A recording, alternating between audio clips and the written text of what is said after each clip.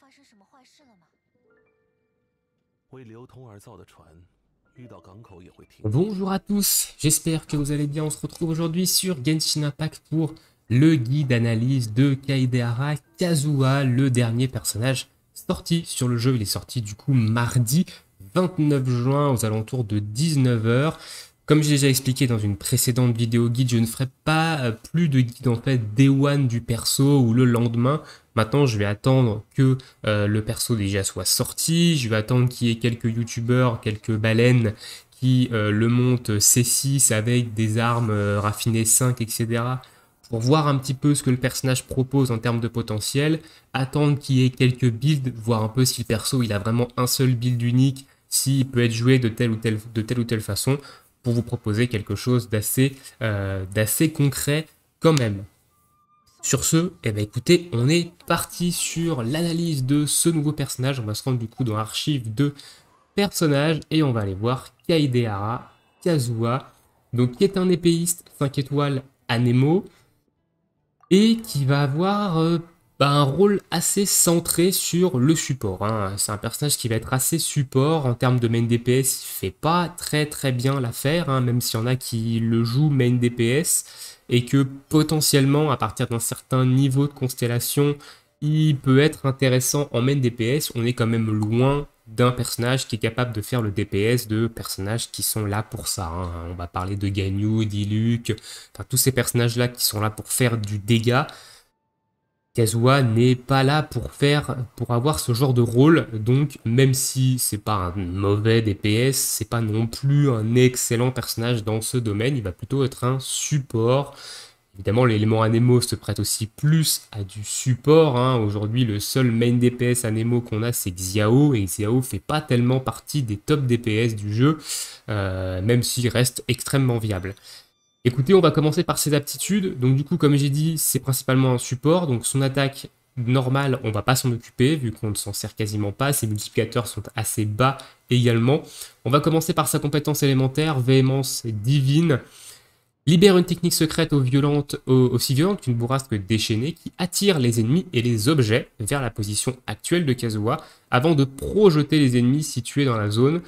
Les projeter dans les airs, hein. C'est pas marqué, mais on les projette dans les airs, leur infligeant des dégâts à Nemo et d'élever Kazuha sur un courant de vent impétueux. Si Kazuha déclenche une attaque plongeante depuis les airs dans un délai de 10 secondes après la compétence élémentaire Véhémence divine, il provoque une attaque plongeante particulièrement puissante connue sous le nom de contrôle du chaos. Donc il y a un appui simple, un appui long. Donc l'appui simple permet d'utiliser l'aptitude dans les airs, l'appui long permet de charger l'aptitude avant de libérer davantage de dégâts à Nemo sur une zone plus large que lors d'un appui simple. Et l'attaque plongeante, du coup, contrôle du chaos. Lorsqu'une attaque plongeante est déclenchée en utilisant les effets de la compétence élémentaire Véhémence divine, ces dégâts sont convertis en dégâts à Nemo et un petit tunnel venteux est créé à l'atterrissage à l'aide d'une technique d'épée secrète pour attirer les objets et les ennemis proches. Les dégâts infligés par contrôle du chaos sont considérés comme étant des dégâts d'attaque plongeante. Voilà, donc si vous voulez augmenter les dégâts de l'attaque plongeante contrôle du chaos, il faudra augmenter votre attaque normale, hein, étant donné que c'est l'attaque normale qui augmente les dégâts d'attaque plongeante. Mais vu que c'est un support, bon, je vous déconseille quand même de monter l'attaque normale. Voilà, donc une compétence élémentaire en 2 temps, avec un petit peu de contrôle. Personnellement, je trouve qu'elle est un petit peu longue à exécuter et dans des rotations où vous allez switcher assez souvent, c'est peut-être pas super confortable, mais ça reste une très bonne compétence élémentaire qui va pouvoir attirer les ennemis et faire des dégâts à Nemo et créer évidemment dispersion. Hein. On verra que dispersion, c'est très important sur Kazuha. Donc voilà, une compétence plutôt correcte. On a au niveau des temps de recharge 9 secondes de temps de recharge en appui long et 6 secondes en appui court, hein, ce qui est quand même des temps de recharge corrects. Voilà pour la compétence élémentaire. On va passer maintenant au déchaînement élémentaire, coupure de 1000 feuilles. Donc déclenche la technique ultime de Garyu, une coupure unique semblable à une tempête grondante qui inflige des dégâts à Nemo de zone. Le trajet de la lame laissera derrière lui un champ appelé vent d'automne qui inflige des dégâts à Nemo de façon intermittente aux ennemis à l'intérieur.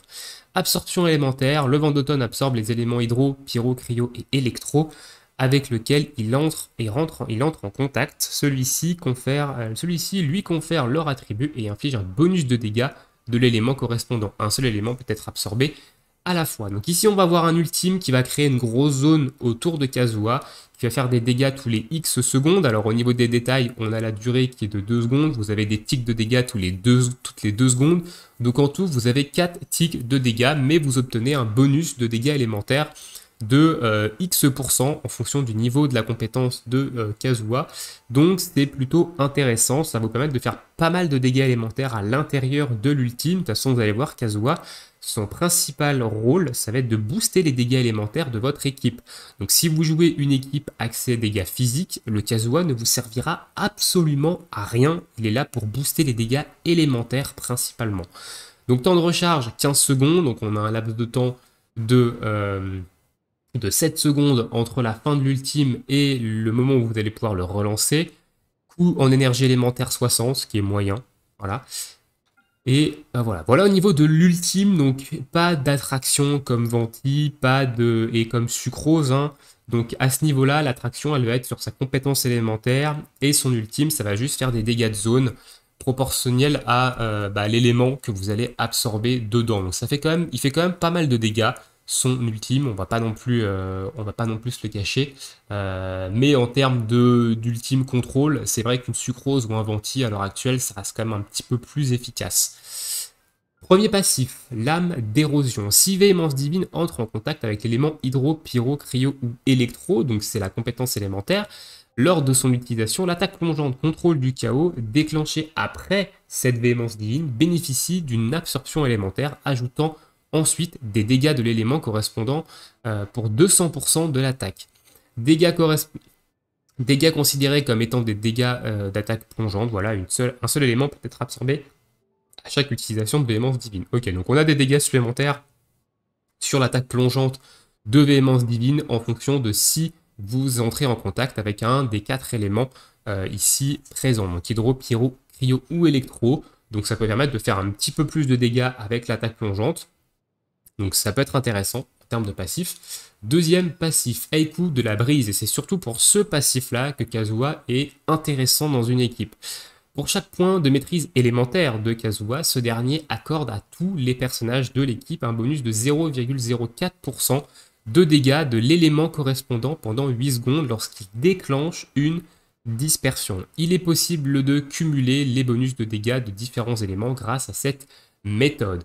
Donc c'est ce passif-là qui rend Kazuha très intéressant en tant que support dans une team dégâts élémentaires, parce que vous allez gagner un bonus de dégâts élémentaires de 0,04% par point de maîtrise élémentaire de Kazuha. Donc vous l'avez compris, Kazuha, il va se jouer maîtrise élémentaire, hein, ça va être comme Sucrose, il va falloir lui foutre le plus de maîtrise élémentaire possible sur lui si vous voulez augmenter le bonus de dégâts élémentaires sur votre main DPS par exemple. Donc on va prendre l'exemple évidemment d'un Kazuha qui a, on va dire, 600 de maîtrise élémentaire. Donc vous multipliez évidemment 600 par 0,04 et vous obtenez un bonus de 24% de dégâts élémentaires. Voilà, c'est un exemple. Donc avec 600 de maîtrise, vous avez 24% de bonus élémentaire, sachant que vous avez également un bonus de dégâts élémentaires avec votre ultime. Voilà, qui donne ici. Donc il va falloir évidemment stuff votre Kazuha en maîtrise élémentaire. On va voir, il n'y a pas 36 000 builds. Hein. Kazuha est quand même un personnage très très facile à build en tant que support Anemo, et ce qui en fait l'une de ses forces également, c'est le fait d'être très facile à build. Et ensuite, le troisième passif, Vent d'Aube, réduit la consommation d'endurance des personnages de l'équipe de 20% lors du sprint, ne peut pas être cumulé avec d'autres aptitudes, il y a une faute ici, passives aux effets identiques. Donc évidemment, vous ne pouvez pas mettre un Kaya avec un Kaya qui a exactement la même aptitude qui réduit l'endurance de 20% de l'équipe lors du sprint. Donc vous ne pouvez pas cumuler Kaya et Kazuha dans une équipe pour réduire, voilà, ça marche pas, ça se cumule pas. Voilà pour les aptitudes. Donc un personnage vraiment tourné support, augmentation de dégâts élémentaires, c'est ce qui va être son principal rôle dans une équipe et qui est plutôt facile à stuff. De toute façon, on le verra au moment de parler des armes et des artefacts. Vous allez voir que c'est un personnage qui est extrêmement facile à build et qui peut être efficace vraiment assez rapidement. Au niveau des constellations, Le C1, Montagne Écarlate, réduit le temps de recharge de Véhémence Divine de 10%. Coupure de millefeuille réinitialise le temps de recharge de Véhémence Divine lorsqu'elle est activée. Donc le C1, il est intéressant également en tant que support. Ça veut dire que vous allez faire une première fois Véhémence Divine, donc vous allez faire l'appui long, l'attaque plongeante, vous allez claquer votre ultime et vous allez pouvoir refaire un appui long et une attaque plongeante derrière, juste derrière votre ultime. Donc ça renforce un petit peu son côté un peu burst en tant que support. Ça va déclencher de la dispersion, ça va vous permettre d'augmenter votre bonus de dégâts élémentaires, etc. Donc ça va vous permettre de setup un peu vos bonus pour votre DPS. Donc le C1 est plutôt intéressant quand même. Le C2, Zanshin des montagnes cruelles. Donc le champ de vent d'automne créé par coupure de millefeuille a les effets suivants. Tant qu'il est actif, la maîtrise élémentaire de Kazuha est augmentée de 200 points. C'est énorme, hein, 200 points de maîtrise élémentaire. En plus, quand vous claquez votre ultime, c'est énorme. Donc pendant 8 secondes, la maîtrise élémentaire des personnages déployés dans le champ est augmentée de 200 également. Donc ça, c'est très bien. Le C2, ça va vraiment venir renforcer son côté support et l'augmentation de bonus de dégâts élémentaires qu'il va donner grâce à son passif. 200 points de maîtrise élémentaire, c'est plutôt correct. Donc C2, très bonne constellation également. Le C3, mystère d'érable, c'est l'augmentation de niveau sur la compétence élémentaire. Le C4, illusion du néant. Quand l'énergie élémentaire de Kazuha tombe en dessous de 45, il obtient les effets suivants. Donc cliquez simplement ou longuement pour utiliser Véhémence Divine restaure l'énergie élémentaire de Kazuha de 3 ou 4 points respectivement. Donc 3 points si c'est un appui simple, 4 points si c'est un appui long. Et planer restaure l'énergie élémentaire de Kazuha de 2 points toutes les secondes. Alors le fait de planer et de restaurer, donc ça c'est plutôt quand vous allez utiliser votre appui long, vous allez vous envoler dans les airs. Voilà, vous allez gagner pas mal d'énergie avec Kazuha quand vous allez faire votre combo avec la Véhémence Divine, donc l'appui long, envoi dans les airs, l'attaque plongeante, etc. Vous allez regagner pas mal d'énergie, ce qui va vous permettre de lancer votre ultime assez vite. Hein. Quand vous passez en dessous de 45 points, ça va vous permettre de gagner pas mal de points d'énergie élémentaire et de potentiellement relancer votre ultime assez rapidement. Surtout qui génère pas mal de particules avec sa Véhémence Divine, donc ça c'est plutôt confortable. Le C5, collection ancestrale, donc c'est l'augmentation de niveau sur le déchaînement élémentaire, donc sur l'ultime. Et le C6, pétale écarlate, Kazuha bénéficie d'un enchantement anémo pendant 5 secondes après avoir utilisé Véhémence Divine ou coupure de millefeuille. De plus, chaque point de maîtrise élémentaire de Kazuha augmente les dégâts infligés par son attaque normale, chargée et plongeante de 0,2%. Alors cette constellation, il y en a qui disent que du coup ça fait que Kazuha peut être joué en main DPS. Honnêtement, je suis pas convaincu. J'ai vu des showcases de Kazuha C6, etc. Ça fait des dégâts, certes, mais on est quand même loin d'un DPS vraiment très élevé. Donc, à la limite, oui, il peut être joué en main DPS avec cette constellation C6 grâce à l'enchantement Anemo et au bonus de dégâts. Le problème, c'est que si vous voulez jouer Kazuha en main DPS, vous allez vous concentrer sur de l'attaque %, du taux critique et du dégât critique. Vous n'allez pas spécialement vous concentrer sur de la maîtrise élémentaire, donc vous n'allez pas avoir un bonus de maîtrise élémentaire très très haut, même si vous allez bénéficier des 200 du C2, quand vous allez claquer votre ultime, le bonus de dégâts ici va pas être extraordinaire. Donc voilà, c'est quand même une constellation intéressante, même en support, hein, mais c'est pas non plus extraordinaire. Enfin moi je trouve pas ce C6 non plus extraordinaire. Après si vous avez un build complètement god tier sur Kazuha et que vous l'avez C6, potentiellement ça peut être intéressant. En main DPS, il peut faire ses petits dégâts quand même. Mais c'est pas son rôle en fait. Donc le fait de lui mettre un enchantement Anemo, je trouve pas ça super intéressant de lui mettre ça. Ils auraient pu lui mettre une C6 qui renforce encore plus son côté support. Ça aurait pu être vraiment plus intéressant. Voilà au niveau de ces constellations. Donc du coup, Kazuha, ça va être principalement, comme j'ai dit, un support qui va venir booster vos dégâts élémentaires dans l'équipe et qui va venir faire des réactions dispersion. On sait qu'il y a eu un up de la réaction dispersion en début de 1.6, donc il va quand même également infliger ses dégâts à lui, donc c'est un très bon support et on va le voir tout de suite qui est facile à build, je le redis, qui est très facile à build. On est parti du coup au niveau des builds, on va se rendre dans l'archive et on va taper dans les équipements. Alors au niveau des épées, il ne va pas y en avoir 36, Il va y en avoir principalement 3. Donc il va y avoir le pic de fer, qui va être très intéressant, qui va être l'arme craftable au forgeron, qui va lui donner de la maîtrise élémentaire. Elle a de la maîtrise élémentaire en seconde stade, donc ça va être une arme free-to-play, sa meilleure arme en fait en free-to-play. Ensuite vous allez avoir l'éclair des impasses également, qui est très bien, qui est sur la bannière d'armes actuellement, qui donne de la maîtrise élémentaire. Vous l'aurez compris, de toute façon, il faut une épée, il faut une arme maîtrise élémentaire, hein, si vous jouez en support principalement. L'épée rituelle n'est pas super intéressante sur lui, honnêtement. Privilégiez plutôt un pic de fer ou un éclair des impasses si vous l'avez, en termes d'armes 4 étoiles. En termes d'armes 5 étoiles, il ne va pas y avoir 36 000, va pas y avoir 36 000 armes, ça va être le serment de la liberté. Hein. Voilà. C'est la seule arme, c'est la seule épée à une main 5 étoiles qui donne de la maîtrise élémentaire, donc vous n'allez pas avoir 36 000 choix, ça va être l'arme 5 étoiles. Honnêtement, si vous voulez pas pull sur la bannière d'armes, partez sur un pic de fer.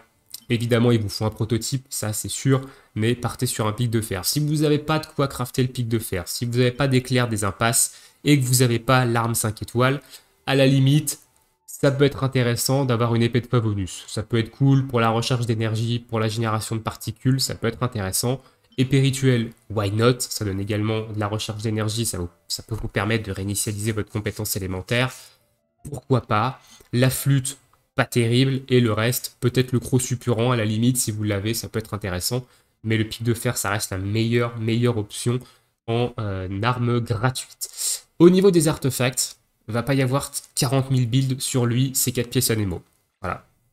C'est son meilleur build, ça va être 4 pièces anémo, donc 4 pièces ombre de la verte chasseuse, augmentation des dégâts anémo, et surtout augmentation des dégâts infligés par dispersion de 60%, et diminution de la résistance élémentaire de 40% de l'élément qui rentre en contact avec l'anémo de Kazuha. Donc sachant qu'il va faire pas mal de dispersion avec son ultime, avec sa compétence élémentaire, il va falloir en faire pour donner un boost de dégâts élémentaires. Donc vous allez donner un boost de dégâts élémentaires avec Kazuha à votre DPS, et en plus de ça, vous allez réduire la résistance élémentaire des ennemis. Donc votre DPS, il va juste faire des dégâts, faramineux. Hein. Il va faire des gros dégâts, hein, bonus de dégâts élémentaires, baisse de résistance en face, ça va taper très fort. Donc un 4 pièces de la verte chasseuse, pardon, c'est ce qu'il y a de plus intéressant sur le personnage à l'heure actuelle. Donc voilà, au niveau des stats, full maîtrise élémentaire, hein, sablier maîtrise, coupe maîtrise élémentaire, casque maîtrise élémentaire. Hein. Donc voilà, c'est pour ça que je vous dis, c'est un personnage qui est extrêmement facile à build, parce qu'on a une arme gratuite très bien pour lui, le pic de fer, et il a pas 46 000 builds d'artefacts, il en a un qui est vraiment très fort, c'est l'ombre de la verte chasseuse en full maîtrise élémentaire. Vous n'êtes même pas obligé de monter les compétences de votre Kazuha, hein. Vous pouvez laisser votre Kazuha en niveau 1-1-1 sur ces 3 compétences, et l'utiliser seulement pour son passif qui augmente les dégâts élémentaires. Il va faire son taf correctement. Donc voilà, c'est un personnage, vraiment, c'est un bon support, honnêtement, et qui peut se placer dans beaucoup d'équipes, facile à build, et qui coûte pas très cher à up, vu que vous n'êtes même pas obligé de monter ses compétences. Voilà, maintenant, si vous êtes un irréductible gaulois et que vous voulez le jouer main DPS, évidemment, je vais vous donner quand même une option en main DPS. En main DPS, et vous allez partir sur soit un 2 pièces verte chasseuse avec un 2 pièces glade, voilà, pour le pourcentage, pour les 18% d'attaque. Soit vous partez sur de la verte chasseuse avec un set physique, donc soit un chevalier ensanglanté, soit un 2 pièces flamme blême. Évidemment, pour les 25% de dégâts physiques, et dans ces cas-là, en arme, vous pouvez partir sur une épée du faucon, par exemple, si vous l'avez. Donc ça peut être une option. Mais voilà, ça c'est vraiment si vous êtes un irréductible gaulois à vouloir le jouer en main DPS. Pardon. Et voilà. Voilà un petit peu pour les builds d'artefacts. Je pense avoir fait le tour de ce qu'est capable de proposer Kazuha. En termes d'équipe, vous pouvez le mettre dans n'importe quelle équipe où vous avez un main DPS qui fait des dégâts élémentaires. Je rappelle, si vous faites des dégâts physiques, comme ici dans mon équipe, moi j'ai Fischl. Fischl c'est des dégâts, enfin ma Fischl est build pour faire des dégâts physiques. Dans mon équipe actuelle, Kazuha sert absolument à rien, parce que j'ai des dégâts géo et des dégâts physiques. Donc aucune utilité. Néanmoins, si vous jouez une équipe plus axée sur des dégâts élémentaires, je vais vous en montrer une petite quand même. Par exemple, mon équipe, par exemple celle-ci, j'ai une Yanfei, qui fait des dégâts élémentaires. Alors certes, j'ai 2 Géo, mais on peut remplacer Diona par Kazuha. Ici, il va tout simplement venir booster les dégâts élémentaires de Yanfei. Voilà, donc ça peut être une option. Sinon, évidemment, vous avez peut-être des équipes qui sont plus axées dégâts élémentaires. Donc ici, on peut prendre une Beidou, on peut prendre un Xingqiu également pour des dégâts élémentaires à la place d'Albedo. La sucrose, imaginez que la sucrose c'est Kazuha. Donc voilà, vous pouvez partir avec un truc comme ça. Là, vous avez des dégâts élémentaires. Vous misez sur les réactions, électrocution, surcharge, et vous avez votre Kazuha qui va venir gentiment booster tout ça. Donc ça peut être également intéressant en termes d'équipe. Voilà un petit peu pour l'analyse guide de Kazuha. Conclusion sur le perso, c'est un bon support. Voilà, il y a pas mal de gens, voilà, on voit pas mal de personnes sur le Discord, Kazu skip, etc. Moi, je les skip parce que le personnage m'intéresse pas. Il y en a qui disent que c'est un mauvais personnage, que évidemment il y a Sucrose à côté qui fait mieux, etc. Alors oui, Sucrose en C6 est meilleur que Kazuha, hein, ça c'est clair et net. Mais Kazuha reste un très bon support qui va vous permettre de booster vos dégâts élémentaires de votre équipe et qui est facile à build. Donc c'est son avantage, hein, contrairement à d'autres personnages qui sont peut-être un peu plus compliqués à build, qui demandent une arme que vous n'avez pas forcément. Par exemple, Sucrose, il faut la mémoire des rituels. Mémoire des rituels, bah, si vous ne l'avez pas, forcément votre Sucrose, elle aura un peu moins d'impact, même s'il y a le grimoire du chasseur de dragons qui est très bien sur elle. Et par exemple, Venti, c'est pareil. Venti, il faut également une arme qui n'est pas free-to-play. Donc voilà, Kazuha est l'anemo support le plus facile à build des 3. Donc ça reste quand même un bon support. Au niveau Chara Design, il est sympa. Au niveau du gameplay, il a l'air cool, etc. Donc évidemment, si vous aimez le perso, n'hésitez pas. Sur ce, on va se laisser ici pour cette petite vidéo guide analyse de Kazuha. J'espère qu'elle vous aura aidé. Je pense que si vous avez droppé Kazuha, de toute façon, vous m'avez pas attendu pour le build, hein, bien entendu. Mais voilà, ça reste un très bon personnage. Il va peut-être avoir un peu de mal à trouver sa place, étant donné qu'il y a de très gros supports déjà Anemo, comme Sucrose et comme Venti. Mais il trouvera sûrement sa place dans les équipes de certains joueurs. Et ça reste un très très bon support, je le redis, hein, à ne pas négliger. Je vous souhaite à tous une très bonne journée, une très bonne soirée, bon jeu et à bientôt pour de prochaines vidéos. Ciao ciao tout le monde.